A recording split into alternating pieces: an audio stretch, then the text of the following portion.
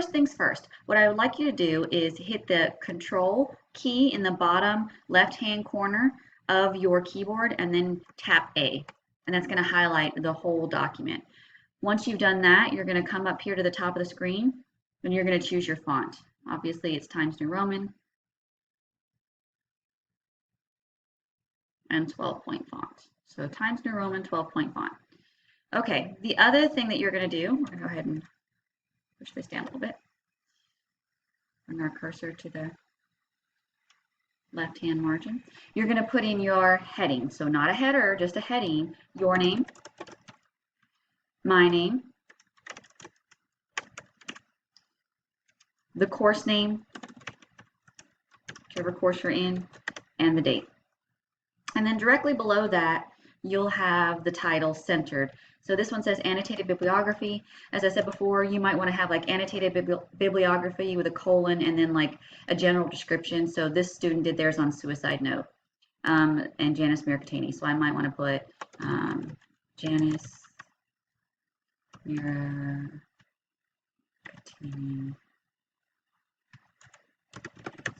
suicide. Cannot spell today. Still can't spell.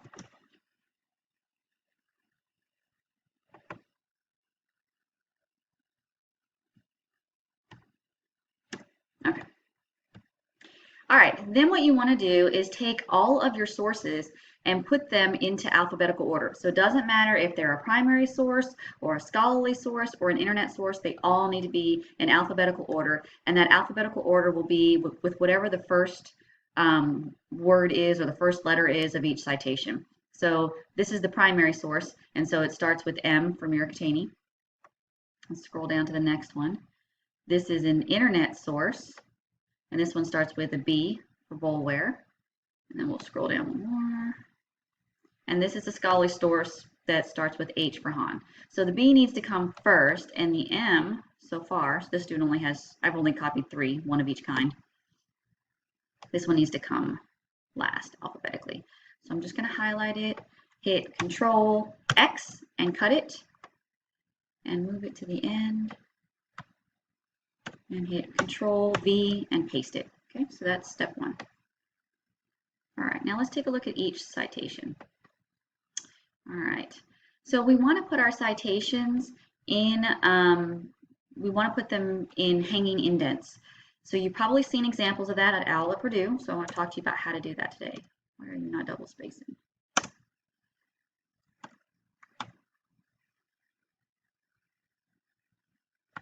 Let's go ahead and highlight the whole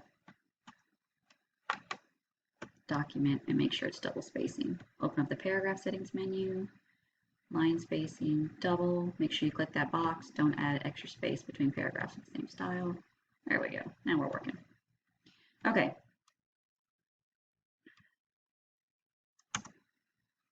Okay, so now we need to go ahead and double check our citation and then set a hanging indent. So this is an internet citation, so it starts with the author's name, last name, comma, first name, period, title of the article surrounded by quotation marks and followed by a period, title of the website. Make sure that when you copy and paste your citations over, if you posted them to a reading log and you need to copy and paste them over, make sure that you check your italics. Website titles need to be italicized. Date of publication in European format, day, month, year, the URL followed by a period, and the date of access followed by a period. So let's go ahead and set our hanging indent. The easiest way to do that is to put your cursor right here at the very beginning of the first line of the citation, hit the end key, so look down at your keyboard and see where that is. Sometimes it's above the number keypad. If you have a number keypad, I'm going to hit end, and I'm going to hit enter, and then I'm going to hit tab. And I'm going to do that again, end, enter, and I'm just going to pull up this last little bit like so. Okay. Now notice when I did that, the citation re-hyperlinked, so I'm just going to right click on that, and then you'll see this remove hyperlink option. If you're using Google Docs, you'll actually left click, and then there'll be an option to like undo or remove hyperlink. Okay, so here's your citation. Directly following that citation and indented should be your summary paragraph. right? So the last line, let me move back up, the last line of your citation should line up with the first line of your summary, just like that. And the first line of your summary should line up with the body of your summary paragraph, the first line of your citation, rather. Remember that the summary paragraph should begin author, title, main idea. Remember that article titles should be surrounded by quotation marks, and that's everywhere, even in the summary paragraph or the evaluation paragraph or in your research paper. Surround article titles, poem titles, short story titles, all of those with quotation marks. For primary sources, for full text sources like journal articles or book titles, you want to italicize them. Okay? So this one has title, author, and then the main idea. Make sure you're starting with that. Remember also to avoid summary don'ts. Don't use first person, don't quote, don't state your own opinion. Then there's an evaluation paragraph talking about whether or not this source is a valid source or whether or not it's fake news. So scrolling down, let's look at our next one. Our next source citation should begin right after the last sentence of the evaluation paragraph of the last source. So here we are in our next source. We're going to go ahead and set our hanging indent and enter tab and enter tab. Okay, just like that. We're going to go through and check our italics. Remember that journal title, so journals from that the articles are in should be italicized, and then the database title should be italicized. Okay. All right, so scrolling right along, just kind of giving it a once over, making sure I'm avoiding summary don'ts. Notice here that the summary paragraph ends here and the evaluation paragraph begins here. Make sure that you indent so that I can see where each new paragraph begins. We'll come down to the last one.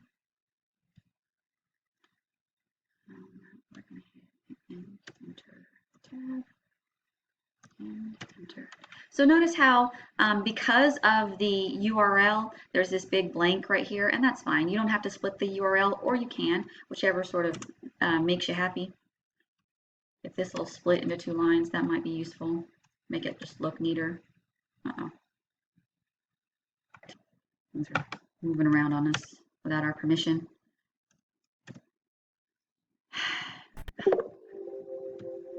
Keeps trying to open up the. Let's do this. Remove hyperlink.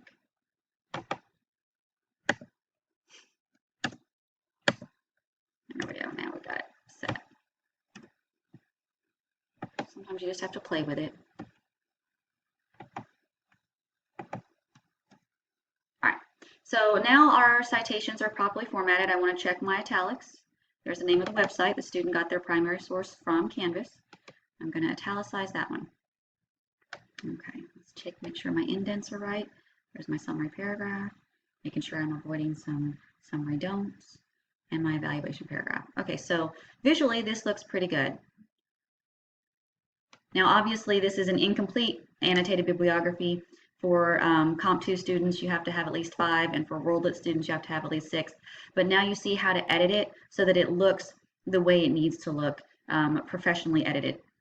Now you'll just save it. You can save it as a Word document or a PDF, either is fine, and then upload it to your own Dropbox in your own course, whichever course that might be.